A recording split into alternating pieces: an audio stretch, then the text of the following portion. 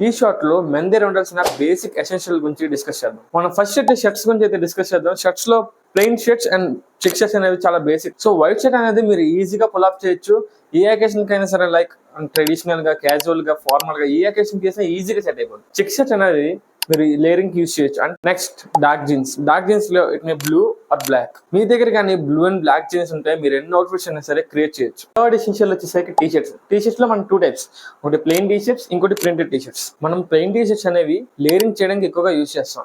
Simple గా ఒక printed T shirts ని ఒక జీన్ తో పేర్ చేస్తే ఒక అవుట్ఫిట్ క్రియేట్ చేయొచ్చు. సో ఫోర్త్ ఎసెన్షియల్ వచ్చేసరికి it's white sneaker. So white sneaker అనేది బేసిక్ స్నీకర్ అండ్ మీరు దీంతో మల్టిపుల్ అవుట్ఫిట్స్ అనేది పుల్ అప్ చేయొచ్చు. లాస్ట్ ఎసెన్షియల్ వచ్చేసరికి యాక్సెసరీస్ లో బేసిక్ ఎసెన్షియల్ అంటే ఇట్స్ ఎ వాచ్.